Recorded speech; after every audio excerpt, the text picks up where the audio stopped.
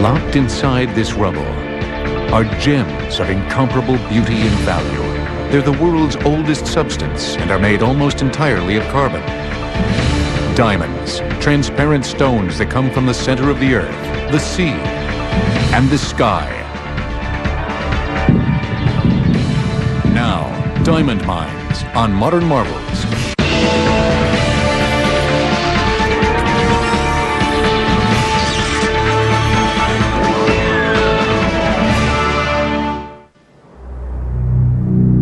From above, it looks like the landing site of an enormous UFO. But in reality, this is one of the most prolific open-pit diamond mines in the world. In a remote part of Botswana, deep in the Kalahari Desert, the De Beers Company and the government of Botswana are digging for gem-quality diamonds.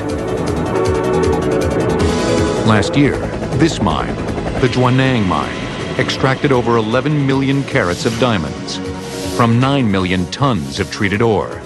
Jwaneng mine obviously is one of the richer mines, or the richest mines in the world at this point in time. What you do is you dig down to a certain level. So you're digging down into that volcanic cone, if you like.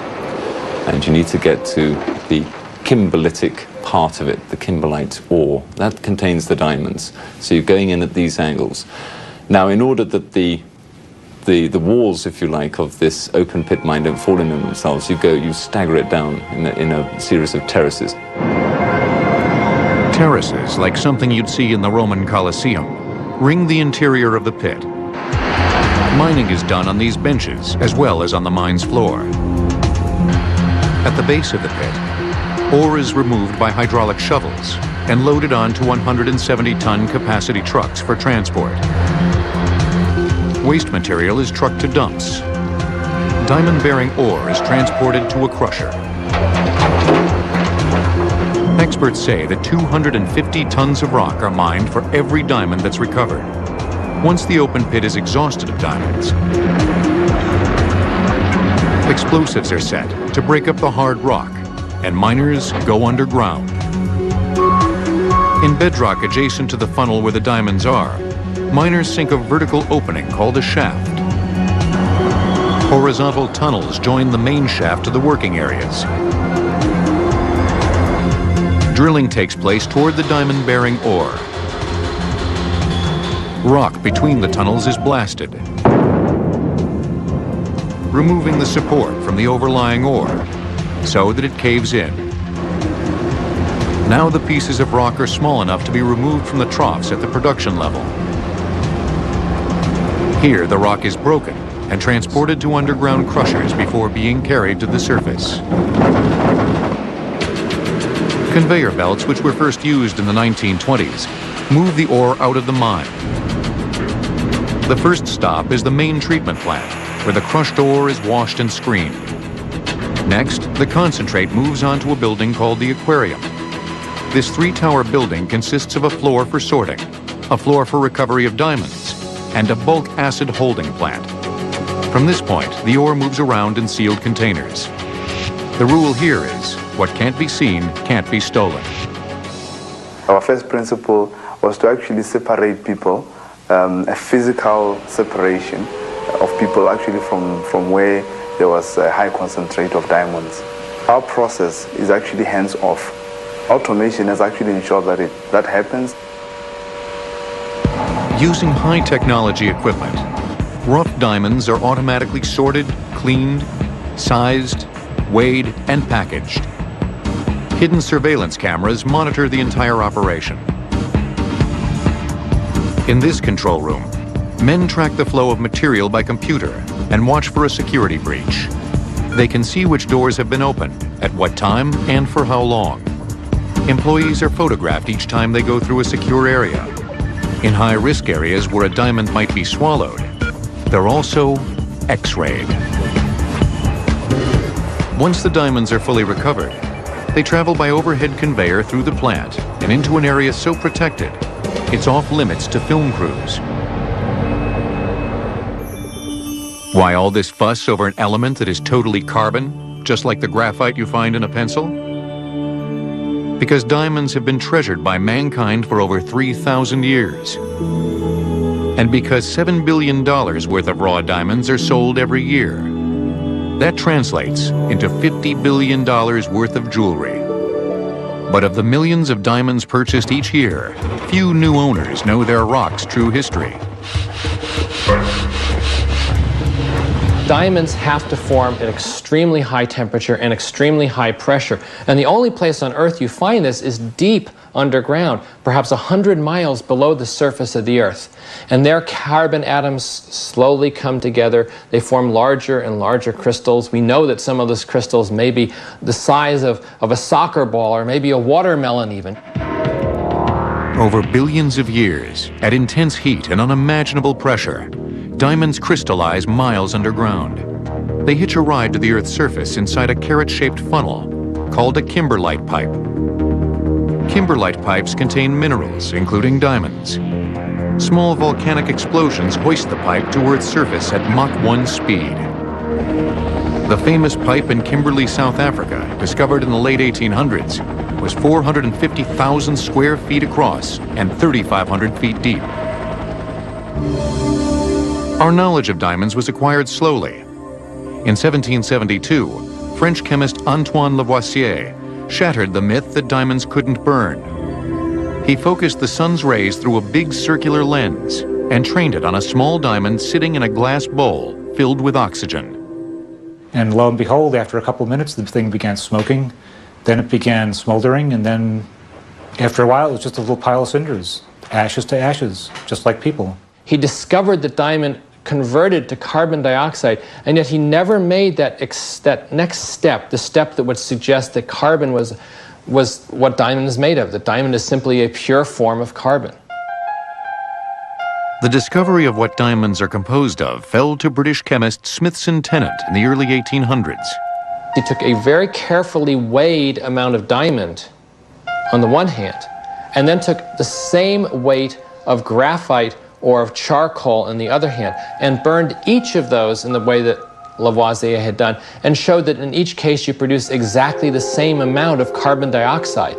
That proved beyond any doubt that both diamond and this black graphite, the soft material of pencil lead, were chemically identical, even though they looked so completely different. The birth date of a diamond remained a mystery until the 1880s, because carbon, beyond a certain age, can't be dated. Then, scientists learned to date trace minerals found inside the ancient stone. It was discovered that diamonds were actually often much older than the kimberlite which they were found. Kimberlite is just the host of diamonds, the vehicle to get diamonds to the surface of the Earth. At 3.3 billion years of age, diamonds are almost as old as Earth itself. The first diamond miners in India, in the 4th century BC, only saw a glittering curiosity. Miners digging in the Krishna River gravel of southern India thought diamonds grew in the sand. After the rainy season, people would just flock to the riverbanks and begin sifting sand or whatever kind of material was there for diamonds. Rough diamonds, which look like pieces of dirty glass, were thought to have magical properties. These ran the gamut from bringing dead animals back to life, to telling whether your mate was committing adultery, to making the wearer invisible, to giving you courage, to putting out fires, anything you could imagine. India's diamond production reached its zenith in the 16th century, with a maximum output of between 50,000 and 100,000 carats. But that volume was almost eclipsed by the discovery of great diamond deposits in Brazil in 1725 on the Rio dos Marinos River. Using a wooden washing pan, fine sand and clay was flushed away, and the diamonds were picked out by hand from the remaining heavy minerals. Between 1730 and 1822, it's estimated that Brazil produced almost 3 million carats of diamonds. Neither Brazil nor India would come close to the flood of diamonds found in another remote part of the world. Next, the Great South African Diamond Crush. In the 16th century, lovers wore scribbling rings made of diamond. They were used to etch romantic notes on window panes. Diamond Mines will return on Modern Marvels. We now return to Diamond Mines on Modern Marvels. In 1866, the Great South African Diamond Rush made world headlines. It began when 15-year-old Aramis Jacobs spotted a transparent stone on his father's farm on the south bank of the Orange River. That stone was a 21-carat diamond. People just rushed to South Africa. And at that time, transportation was not very good, so it took them about 3 or 4 months to get there. Within a year, a feverish mix of American veterans of the Civil War, Eastern and Western Europeans, and Canadians swarmed the Cape of Good Hope to mine diamonds. The black diggers were basically hired labor, and they were sent in to do the dirty work. And it's not that the white guys didn't do the job too. Everybody was out there in the flies and the sun and the sewage. Diamonds were hand-washed from the alluvial or riverbed pebbles. What happened after that was people began fanning out into the backcountry, away from the rivers, in hopes that they might find diamonds there. And indeed they did. In 1869, the practice of dry digging for diamonds was born. These images were filmed by Thomas Edison in Kimberley, South Africa in 1917. The deeper they dug, the more that it appeared that the diamonds had come from below, not been washed from above, and that perhaps this was the mother rock. 20 miles north lay a farm owned by Dutch settlers named De Beers. On their property, miners found large rough diamonds like nothing they'd seen before. Thomas Edison captured on film the area miners named Kimberley. It was a boom town. A 17-year-old Englishman of delicate health but with a wealth of ambition joined his older brother at the claim in Kimberley. The boy's name was Cecil Rhodes. I think people will remember Cecil Rhodes as two people, really. One, he was a great adventurer. He certainly was very active in expanding the territories of the British Empire at that time. But also he'll be remembered as being a great entrepreneur. And a man keen on not becoming a miner. It was extremely dangerous. Many people were killed. There are eyewitness reports of huge piles of rock rumbling down the hillside and burying miners. Sometimes the neighbor would find his predecessor's body somewhere in a shaft. There were hundreds, perhaps thousands of individual diggers there. It was a very chaotic scene. Imagine, if you will, something like a gold rush kind of era. It was a real Wild West town. The only thing that could have made it more dangerous was the use of dynamite, which would come into use in 1900. The land was divided into 31-foot square prospects. Roadways separated the claims. It is said to be the largest hand excavation in human history. The works of ancient Babylonia and Egypt not accepted. With thousands of feet honeycombed with pockets, the yellow earth of Kimberley began to give way. Everybody was getting flooded out, so Cecil Rhodes got a hold of the only pump for about 600 miles around and rented it out and made a fortune. Frequent cave-ins smothered hopes of easy riches. As miners gave up, they sold their claims to Cecil Rhodes. It was amongst this chaos that Cecil Rhodes saw that the best way of taking this industry forward, and without it destroying itself there and then, was for all the producers to come together. By the age of 27, Rhodes was the largest mine owner in Kimberley.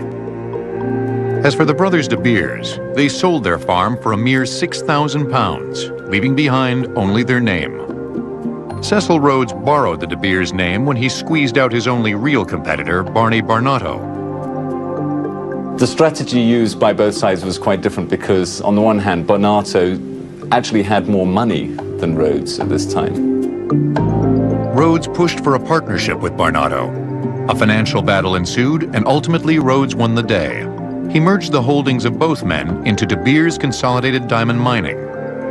With Rhodes' subsequent purchase of the now famous Deutspan and Bulfontein diamond pipe mines, Rhodes controlled more than 95% of the world's diamonds by the turn of the century.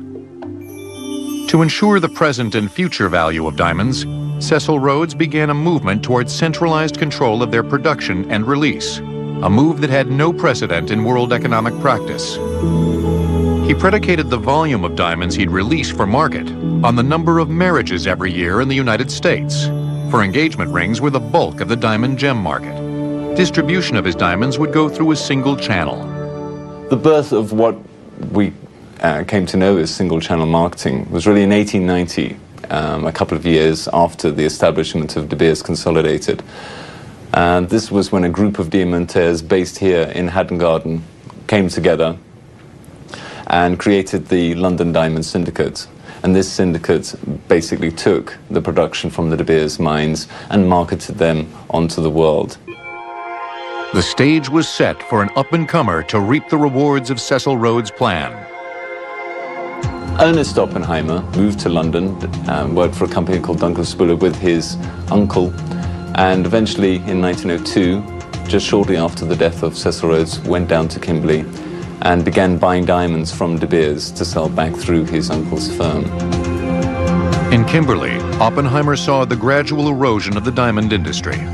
Single-channel marketing worked well as long as this one area produced 95% of the world's diamonds.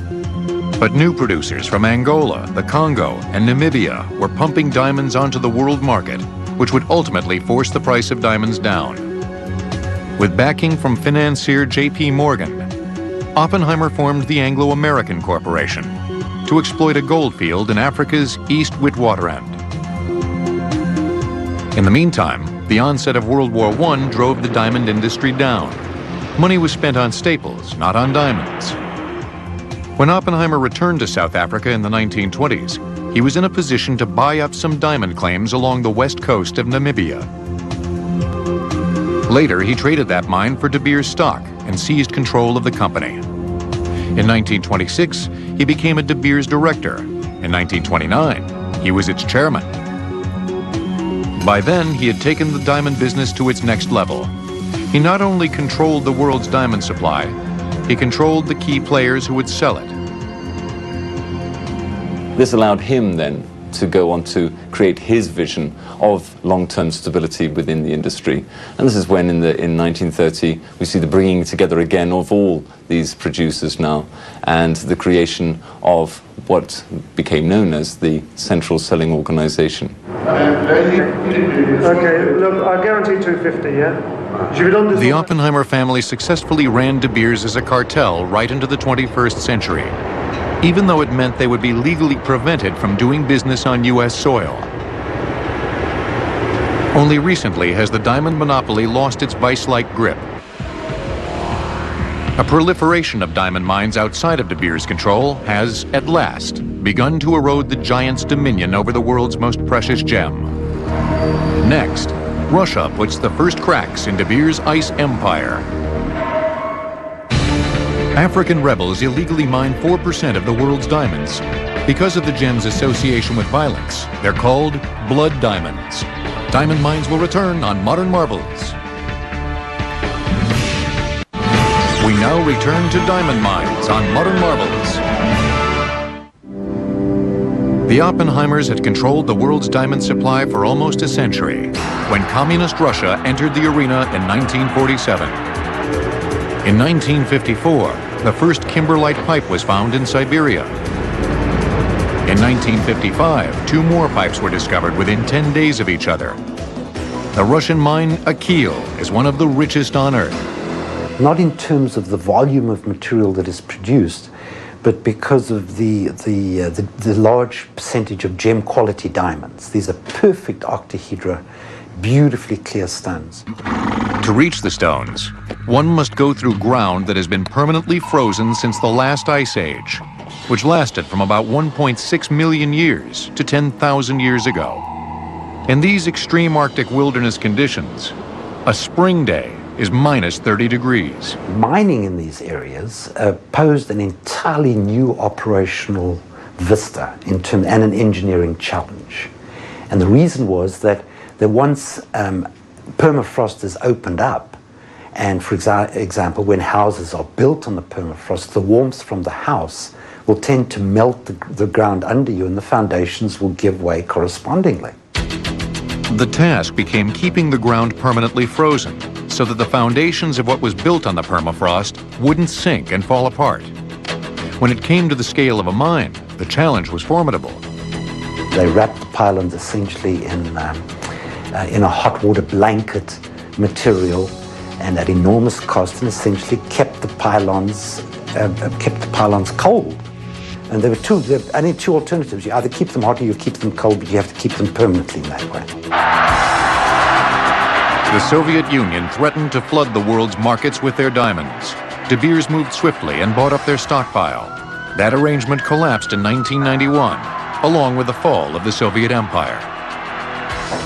While some portion of diamond production remained with De Beers, a percentage is now sold outside the De Beers cartel, weakening its position as the only true supplier of gem-quality diamonds. The latest entry into the multi-billion-dollar diamond industry is Canada. Back in the late 1970s, a British Columbian geologist started taking samples in the tundra of Canada's Northwest Territories.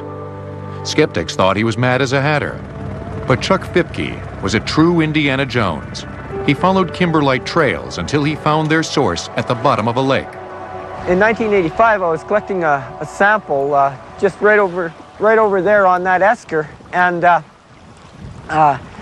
we took the sample back to the lab in Kelowna, and we found it had about 5,000 kimberlitic pyros and 1,700 chrome dioxides, which are minerals that come out of diamond-bearing kimberlites.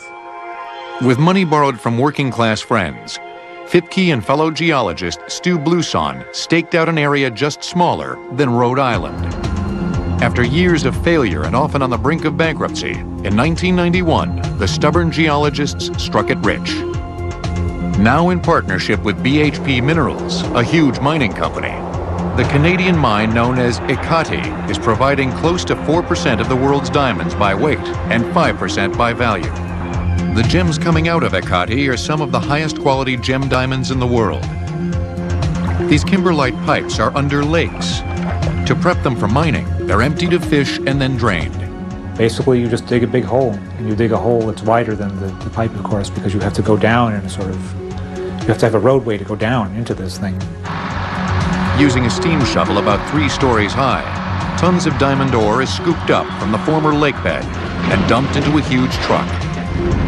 At a nearby plant, the ore is run through a series of sieves and rollers and other equipment that crushes it up. They don't want to crush it up too much, of course, because they'll crush any diamonds in there. In a final step, the heavier diamondiferous material is put through a device which X-rays every little particle as it goes down a conveyor belt. The diamonds will fluoresce, but diamonds aren't all they X-ray. They do everything from X-raying your laptop computer and your boots to putting you through a little airlock device which takes a look at your body just to make sure that you don't have any diamonds on you. Fipke and Blouson's early shoestring investors are now millionaires, and the geologists each have a net worth close to $500 million. They're still wearing the same ratty old shoes and pants. They're in some ways not touched at all. Where are diamonds found? An obvious answer is around a kimberlite pipe.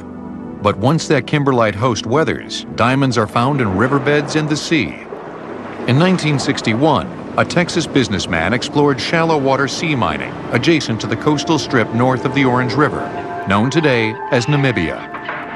In 1967, De Beers took over from this early prospector and began taking samples. By 1970, they were able to sample sediments in water of up to 656 feet. Their efforts led to the discovery of a diamond deposit in the Atlantic Ocean on the middle continental shelf. The diamonds have been carried to the Atlantic as the land surface eroded over millions of years. Within 10 years, De Beers had recovered over 400,000 carats of diamonds from the sea, mining at a maximum depth of 500 feet. The first challenge in deep-sea mining is removing the gravel from the seabed. The gravel in which the diamonds are preserved or concentrated is literally sucked up as a vacuum cleaner would suck up material. De Beers mining ships are converted oil rigs with a hole in the middle of the boat.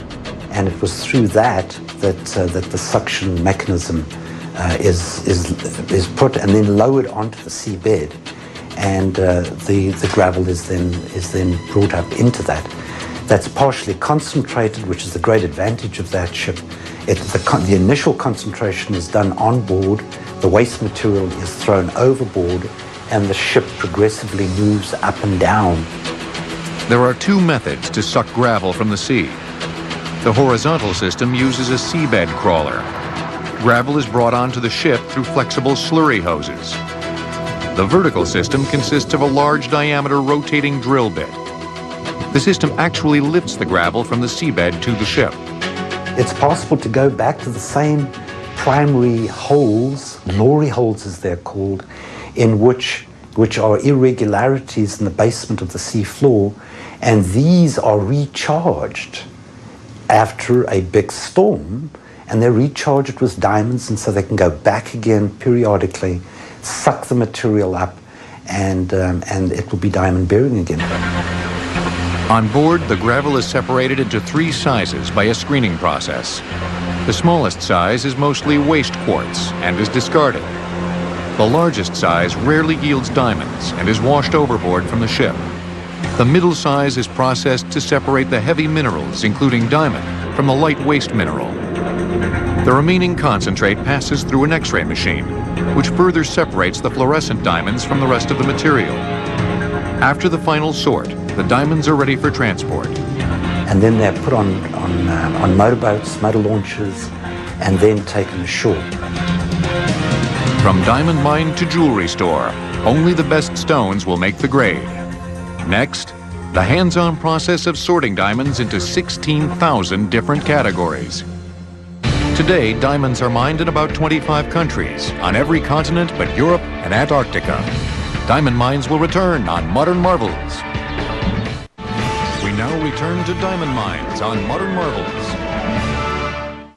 This is Gaborone, the capital city of Botswana. The prosperity of this region is due to the country's rich diamond deposits. Diamonds from Jwaneng mine are sorted and valued in this building. What we're doing at this end of the floor is valuing large diamonds into one of many hundreds of classifications by color, quality, shape. Diamonds are first separated into gem quality, near gem quality, and industrial grade.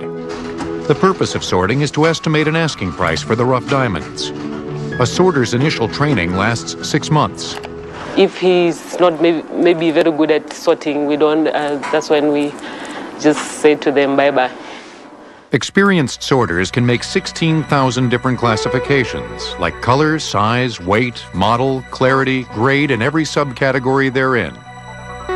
Small stones are sorted by computer.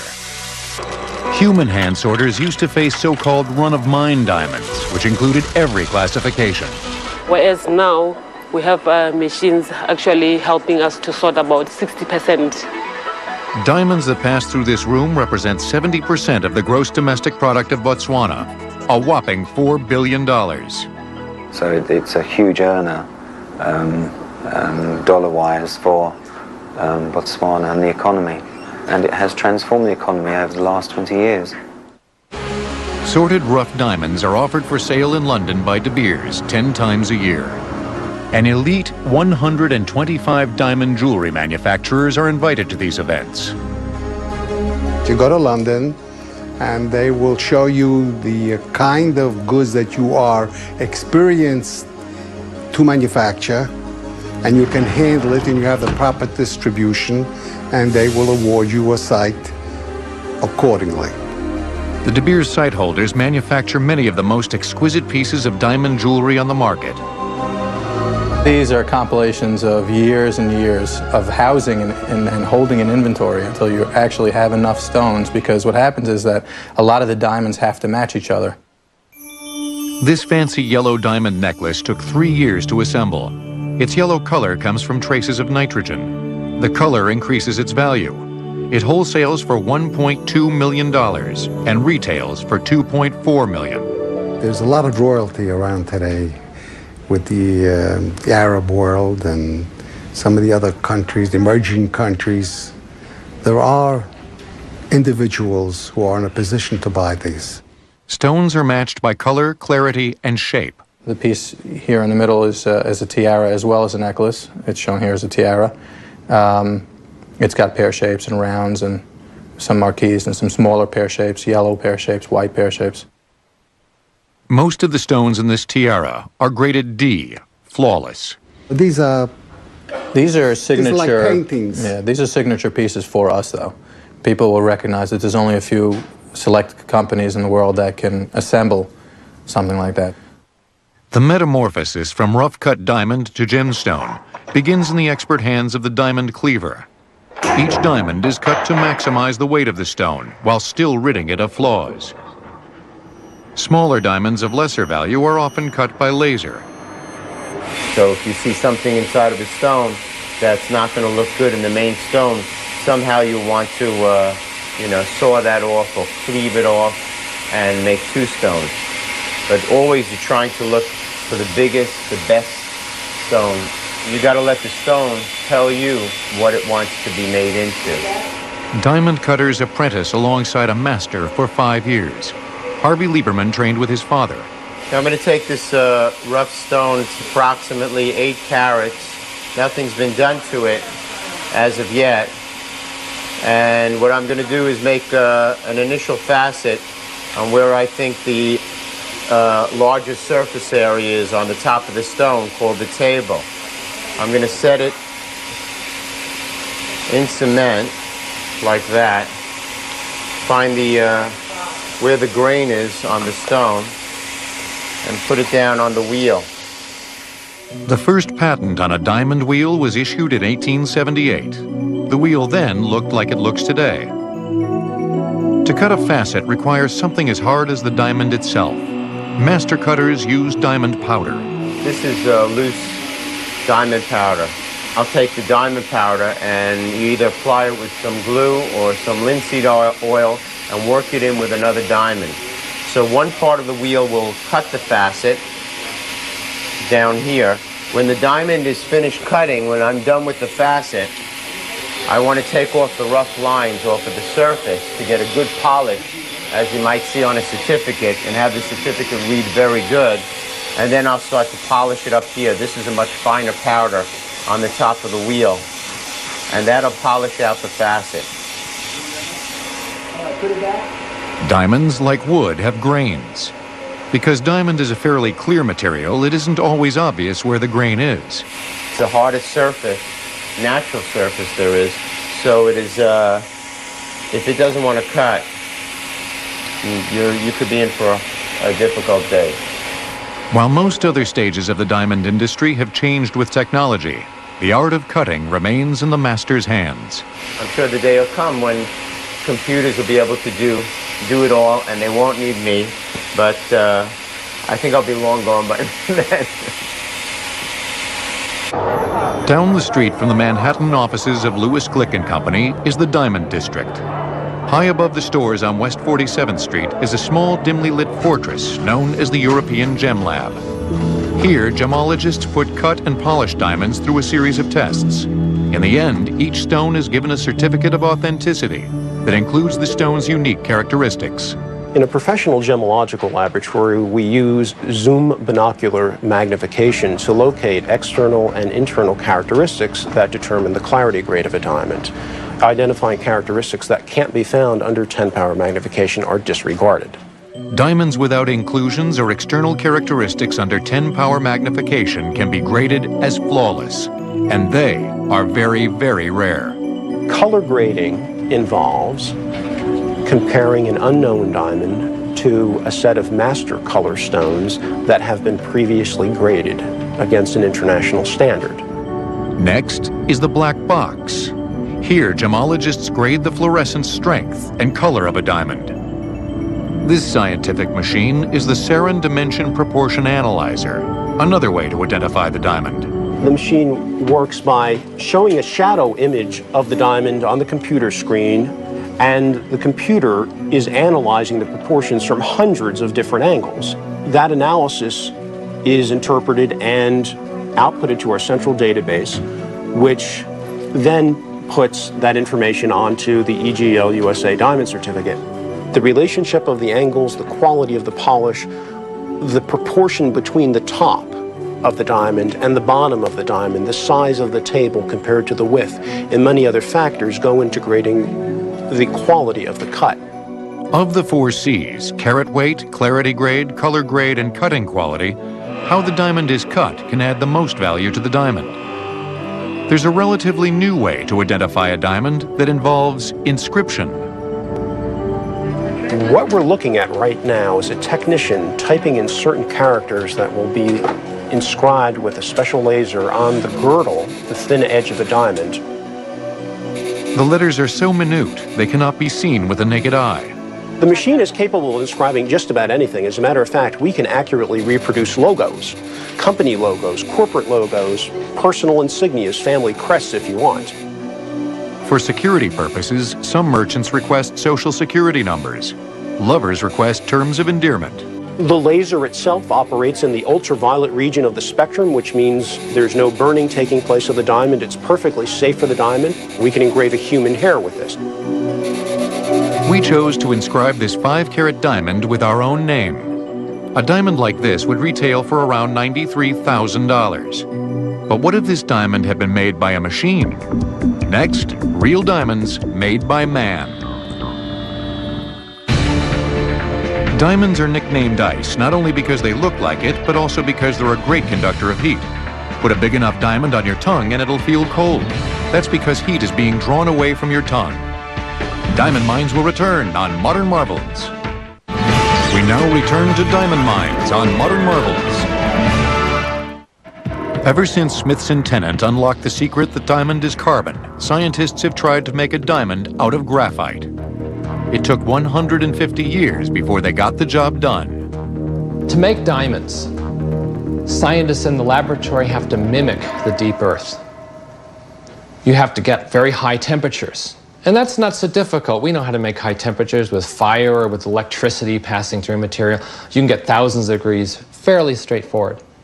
But you also have to get high pressure. Pressure is equivalent to a 100-mile column of rock. Henri Moisson, a French chemist who in 1884 took up the study of fluorine, turned his attention in 1892 to the development of the electric arc furnace. In an experiment involving carbon, Moisson claimed in 1893 to have synthesized diamonds in his furnace. He went on to win the Nobel Prize. At the end of runs, he would find that he had these glittering, clear, faceted crystals that he had produced in his material. And it turns out those faceted crystals looked a lot like diamonds. So Moisson said, "I've made diamonds." And the world, because he was a Nobel Prize winner, believed him. Moisson actually produced silicon carbide, now renamed moissanite. Today, moissanite is marketed as a synthetic gemstone because it looks so much like a diamond, but sells for 1/10 the price. In 1913, William and Lawrence Bragg, a father-son team from England, used the new technology of X-ray crystallography to determine diamonds' atomic structure. Building upon that knowledge, a Harvard physics professor began to take every material he could get his hands on, from water to wax, and put it under tremendous pressure. He would take alcohols and he would take gasoline, and again, you'd squeeze it and you'd make all sorts of new materials. That's what Percy Bridgman did. He did it better than anybody, and for 4 decades of research, he did this. Percy Bridgman never made diamonds, but he pointed the way for others. After World War II, the can-do generation that had built the bomb decided to put together a team at General Electric and figure out how to make synthetic diamonds once and for all. It was called Project Superpressure. The General Electric team featured 4 lead scientists. And of those 4, the most outspoken, perhaps the most brilliant, and certainly the most bitter is Tracy Hall. Tracy Hall didn't share his teammates' theory on how to make the best high-pressure device. The team wanted to use steel. Hall wanted carbide. Tracy Hall favored a more tapered design, a design called the belt, in which there was a donut-like apparatus which held the sample in place, and then 2 pistons which squeezed together on that sample. Of the team members, Herb Strong was Tracy Hall's greatest rival. In December of 1954, Strong made a run and claimed to have produced 2 small diamonds. When they were reanalyzed, it was found that the little fragments weren't man-made diamonds. They were tiny mine diamonds that had slipped into the run. Later that December, Tracy Hall, using his belt apparatus device and similar chemical principles that Herb Strong and others had developed, did his run. And there are countless tiny diamonds studded in his experimental run. And that indeed was the first time that humans had made diamonds in a way that was reproducible. For their effort, GE gave each of the lead scientists, including Tracy Hall, a $25 savings bond. The first synthetic diamonds were like little grains of sand. To make big diamonds, the scientists used a different strategy. If you begin your experimental run with a tiny crystal, tiny diamond crystal, then that provides a place for other carbon atoms to attach, and if they attach slowly and methodically, the small crystal grows into a large crystal. GE discovered you can turn almost any carbon-based substance into diamonds, including peanut butter. The idea is to create an experimental environment of high temperature and high pressure. You have a sample that's composed primarily of carbon, and you want to take that sample and confine it very carefully so that it doesn't squirt out the sides of your apparatus. And you want to squeeze down on that sample using pieces of steel or carbide or even other diamonds in some cases. And then you want to apply tremendous pressure using a large press, and these presses can be 10 or 12 feet tall with thousands of tons of force applied to a very small area. The final step then is to turn on the electric juice and put current through the sample, which heats it up to extremely high temperature while it's at pressure. Electric current passes through 2 of the opposed anvils and the sample. In a few minutes, the pressure and temperature work their miracle. The cube, now smaller and gray from the heat, is smashed apart by a hammer. This black diamond can be used to attach to a drill bit that can break up solid rock. Early on, all synthetic diamonds were earmarked for industry. Now, perfect gem-quality diamonds are man-made in the laboratory, and they are for sale. A 1-carat synthetic diamond sells for $600. A comparable mine diamond sells for $5,500. What other surprises do diamonds hold for us? Dr. Roy Lewis, a senior scientist at the University of Chicago who spent his career measuring the noble gas xenon and meteorites, stumbled upon diamonds through the back door. The meteorites that they're found in are as old as the Earth, but the diamonds came from stars before our solar system formed. So they're older than the Earth. They're diamonds. They ought to be worth something. If I could get a penny apiece for them, I could retire the national debt. Lewis keeps his pre-solar diamond grains in a vial. He says he has 50 quadrillion. That's 5 followed by 16 zeros. These diamonds that I get are formed in the atmospheres of stars. So this is a fairly high temperature, but actually quite low pressure. They're carbon atoms, just like the diamonds in the Earth, and they are in the same arrangement, one with respect to the other. These so-called nanodiamonds are so tiny, it is impossible to measure them individually. The diamonds are all found in the dark gray matter that's between every single piece that you can see on this thing. But if you throw this thing in a big bucket of hydrofluoric acid, most of it dissolves. If you do a size separation, you end up with diamonds. This photograph of the aggregate space diamonds looks like a sea of black. Each black speck is 1 diamond. I'm probably shedding diamonds as we speak because there are so many of these diamonds and they're so small. I am certainly contaminated with these diamonds. Now that's a condition few would complain about. It's no wonder diamonds are so prized, given the journey they make. Blasted from deep inside the earth, sifted from the sand, or vacuumed off the ocean's bed. These rough stones are sorted and sawed, ground and polished to fiery perfection. They're at once an indispensable tool of industry and the world's most coveted of jewels. They will always fascinate us. Diamonds. It was truly an unidentified flying object.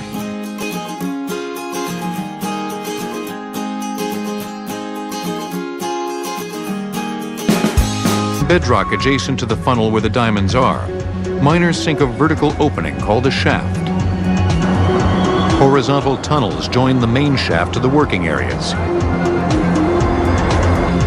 Drilling takes place toward the diamond-bearing ore. Rock between the tunnels is blasted, removing the support from the overlying ore so that it caves in. Now the pieces of rock are small enough to be removed from the troughs at the production level. Here, the rock is broken and transported to underground crushers before being carried to the surface. Conveyor belts, which were first used in the 1920s, move the ore out of the mine. The first stop is the main treatment plant, where the crushed ore is washed and screened. But in reality, this is one of the most prolific open-pit diamond mines in the world. In a remote part of Botswana, deep in the Kalahari Desert, the De Beers Company and the government of Botswana are digging for gem-quality diamonds. Last year, this mine, the Jwaneng mine, extracted over 11 million carats of diamonds from 9 million tons of treated ore. Jwaneng mine obviously is one of the richer mines, or the richest mines in the world at this point in time. What you do is you dig down to a certain level. So you're digging down into that volcanic cone, if you like. And you need to get to the kimberlitic part of it, the kimberlite ore. That contains the diamonds. So you're going in at these angles. Now, in order that Next, the concentrate moves on to a building called the aquarium. This three-tower building consists of a floor for sorting, a floor for recovery of diamonds, and a bulk acid holding plant. From this point, the ore moves around in sealed containers. The rule here is, what can't be seen can't be stolen. Our first principle was to actually separate people, a physical separation of people actually from where there was a high concentrate of diamonds. Our process is actually hands-off. Automation has actually ensured that happens. Using high-technology equipment, rough diamonds are automatically sorted, cleaned, sized, weighed, and packaged. Hidden surveillance cameras monitor the entire operation.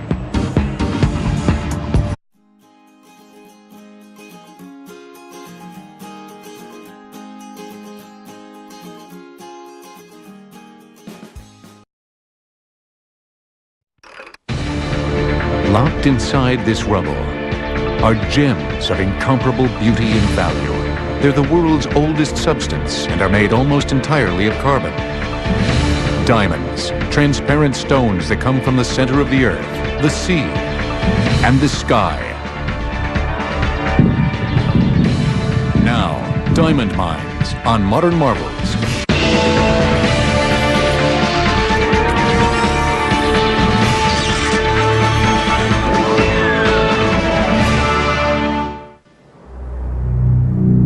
From above, it looks like the landing site of an enormous UFO.